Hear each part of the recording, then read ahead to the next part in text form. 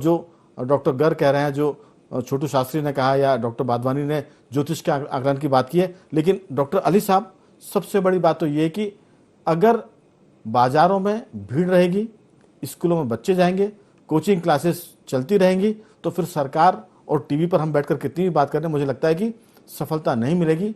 ये पहले तो लोगों ने कहा था कि विदेशों से आए लोगों को रोका जाए, वो नहीं रुके, देश में फैल गया। अब कह रहे हैं कि आप अगर बाजार बंद नहीं करेंगे, वीकेंड पर बाजार बंद नहीं करेंगे, कर्फ्यू नहीं लगाएंगे, स्कूल कॉलेजेस बंद नहीं करेंगे, कोचिंग क्लासेस बंद नहीं करेंगे, तो फिर ये आंकड़ा महामारी की तरफ जाएगा, जो ज़्यादा दहशत में डालने वाली बात होगी। आपकी राय? राघवन जी, शुक्रिया आपने मुझे बुलाया इस बारे में अपने व्यूज़ रखने के लिए। मेरा कहना ये है कि कोरोना को तकरीबन 2 साल हो गए हैं और 2 साल एक बड़ा पीरियड है ये समझने के लिए कि हमें इसके लिए क्या करना चाहिए था। इंडिया बहुत डेंस कंट्री है और डेंस कंट्री होने के नाते यहाँ बहुत सारे ऐसे लोग हैं जो बहुत पढ़े लिखे हैं और बहुत ऐसे लोग भी हैं जिनको ज़रा भी ज्ञान नहीं है इस चीज़ का। वो ये समझते हैं कि लॉकडाउन होने का मतलब है कि कोरोना बढ़ गया है और लॉकडाउन ख़त्म होने का मतलब है कि कोरोना ख़त्म हो गया है। तो जो समझदार है वो भी ये समझते हैं। एग्जैक्टली। तो जब लॉकडाउन खत्म हो जाता है तो सबको लगता है कोरोना खत्म हो गया है। तो इसमें मैं आम लोगों की इसमें गलती नहीं मानता हूँ। मुझे ऐसा लगता है गवर्नमेंट को लोगों को एजुकेट करना बहुत इंपॉर्टेंट है। साल भर 2 सालों में जो भी रिसर्च हुई है उसके बुनियाद पे जो लाइन ऑफ ट्रीटमेंट है वो गवर्नमेंट को डिसाइड करना चाहिए और लोगों तक पहुंचाना चाहिए। साल भर कंटिन्यू प्रोग्राम चलना चाहिए कोरोना के बारे में। जैसे कोरोना के केसेस आना बंद हो जाते हैं, कोई भी प्रोग्राम नहीं चलता, लोगों को नहीं पता होता उसे क्या लेना चाहिए। मैं हमेशा से एक ही चीज़ पर फोकस करता हूं और जो दुनिया की सबसे बड़ी बड़ी इंस्टीट्यूशन है, मेडिकल इंस्टीट्यूशन है, वो फोकस करते हैं इम्यूनिटी के ऊपर। अभी तक कोरोना के लिए कोई मेडिसिन तो नहीं लॉन्च हुई है। उन्होंने ये नहीं बताया। WHO तो बहुत कंफ्यूज रहता है हमेशा। वो कहता है कि इस सीजन में इतने मरेंगे, इतने जिंदा रहेंगे, मतलब उसके जो भी WHO ने तो प्रॉब्लम ज्यादा बढ़ा दी। WHO जो भी बातें करता है वो कॉन्ट्रडिक्ट कर देता है अपनी बात को, कुछ महीने बाद बदल देता है कि ये ऐसा नहीं ऐसा है। लेकिन जो इस मामले में तो गर्ग साहब बहुत डंडा लेके घूम रहे हैं कि WHO का पूरा मामला जो है वो उनसे जुड़ा हुआ, फार्मा से जुड़ा हुआ है। एग्जैक्टली। मैं उनसे बहुत एग्री करता हूं कि ये फंडेड है फार्मास्यूटिकल कंपनी से। देखें, लास्ट ईयर भोपाल में 200 हॉस्पिटल खुले और सारे के सारे हॉस्पिटल जो थे वो प्रॉफिट में गए हैं जी।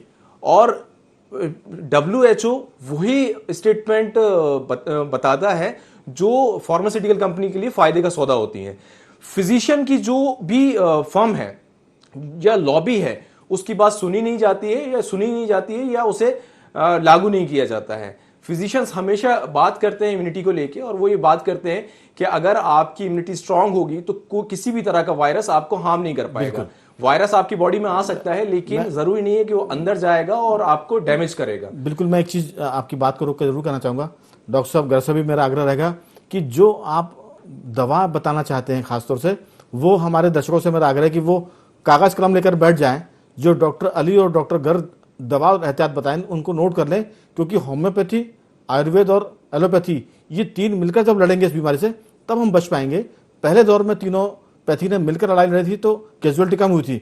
दूसरे दौर में सिर्फ मेडिकल साइंस और फार्मा के लोग थे तो कैजुअलिटी ज़्यादा हुई। डॉक्टर साहब, आपकी तरफ से जो होम्योपैथी की सटीक दवाएं हैं जो इस पर असर कर सकती है उसको जरूर आप जिक्र करें ताकि लोग उसको लें और उससे लाभान्वित हों। मैं इसको बहुत जिम्मेदारी के साथ कहता हूं कि जो central council for research in homeopathy है उसने लास्ट ईयर ट्रायल किया था, मेडिकल ट्रायल किया था और उसमें 40,300 लोगों को मेडिसिन दी गई थी 8 महीने तक, और जिसमें से 40,000 लोग ऐसे थे जो इन्फेक्टेड नहीं हुए थे। उस मेडिसिन का नाम था आर्सेनिक अल्ब 30, जिसको 8 महीने तक लोगों ने रोजाना हर महीने 3 दिन लिया था, मतलब 1 to 3 डेज, और फिर सेकेंड मंथ में 1 to 3 डेज, ऐसे करके 8 महीने तक लिया था और उनकी इम्यूनिटी बहुत स्ट्रांग हुई थी और इस तरह के वायरस से लड़ने में वो सक्षम थे। 300 ऐसे पेशेंट थे जिनको मध्य प्रदेश गवर्नमेंट ने हॉस्पिटल में बोला था होम्योपैथी डॉक्टर्स को कि आप ट्रायल कीजिए और देखिए कि आपकी मेडिसिन कितनी प्रूव्ड है, इसमें कितनी पावरफुल है। तो 300 पेशेंट को दी गई थी जिसमें एक भी कैजुअलिटी नहीं हुई थी और 7 पेशेंट जो थे वो आईसीयू में गए थे लेकिन वो रिकवर हो गए थे। पहली चीज। दूसरी चीज, जो रिसर्च पिछले 100 साल से चली आ रही है आपकी इम्यूनिटी को लेके, आपकी अडॉप्टेड इम्यूनिटी को लेके, जिसका जिक्र मैं हर प्रोग्राम में करता हूं और मैं हर पेशेंट को करता हूं। पिछले 2 साल से मैं हर पेशेंट का विटामिन डी लेवल चेक कर रहा हूं और उनको विटामिन डी रिकमेंड कर रहा हूं। और विटामिन डी मैंने देखा है जिन लोगों का लेवल ठीक है उनको कफ, कोराइजा और इस तरह के कोई भी फ्लू के लक्षण नजर नहीं आते हैं। ठीक। और अगर आप उस कंडीशन में जब आपको फ्लू दिख रहा है और आपने विटामिन डी लेना स्टार्ट किया है विथ मेडिसिन आर्सेनिक अल्प 30, तो डेफिनेटली आपका 3 दिन में रिकवरी हो जाती है। बिल्कुल। समय कम है, हमारे पास सिर्फ 1.5 मिनट बचे हैं। डॉक्टर गर्ग साहब, मैं चाहता हूं कि आप दवाई पर फोकस करके अगर बात करेंगे तो जो हमारे दर्शक हैं उनको और लाभ हो जाएगा। आपकी बहुत संक्षेप में बातचीत। राघवेंद्र जी, बहुत छोटे छोटे से 3-4 मुद्दे में उठाना चाहता हूँ। सबसे पहली बात तो जो मेरे ज्योतिष मित्र हैं उन्होंने ये रिसर्च कब शुरू की थी, मेरा उनसे एक छोटा सा सवाल है, सिर्फ एक लाइन में जवाब देना कि उन्होंने ये कब किया था। जी बादवानी जी सुन रहे हैं आप? आपने रिसर्च कब की थी? ये जो मेरा पेपर पब्लिश हुआ है, जो पहला डेवलपमेंट ऑफ कोविड आने के बाद कि कोविड आने के पहले? सर ये सर 18 जून 2020 को ये मेरा एक्सेप्ट हो गया था पेपर।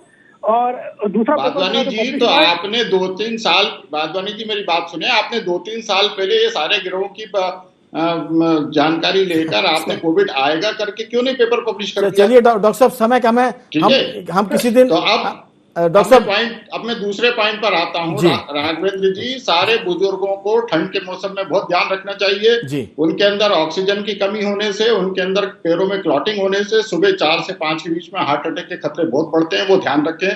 तीसरी बात, ध्यान में रखने में क्या करना चाहिए उनको?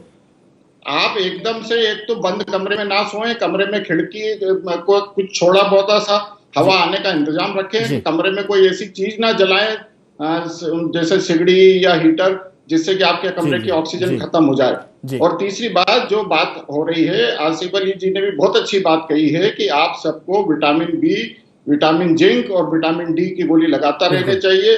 आप अपने खाने पे बहुत ध्यान रखें और बिल्कुल नहीं डरें, आंकड़ों पे ना जाएं।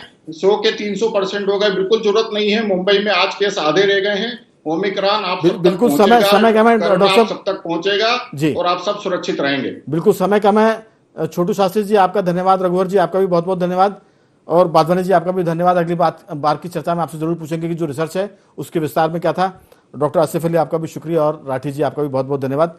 हम दर्शकों को बता दें कि ये कोविड जो है, अगर लोग जागेंगे, सतर्क रहेंगे, बाजारों में वीकेंड पर लोग दुकानें बंद रखेंगे और कोचिंग इंस्टीट्यूट पर या तो ध्यान दें या उनको बंद रखें, या जो सरकारी स्कूल कॉलेज है उन पर सरकार जल्दी से फैसला करे, क्योंकि बच्चे बीमार होंगे तो फिर उनको एक तरह से कंट्रोल करना बहुत मुश्किल हो जाएगा। तो बाखबर में आज सिर्फ इतना ही। कल किसी और मुद्दे पर आपसे बातें करेंगे, तब तक बने रहिए हमारे साथ और देखते रहिए IND24।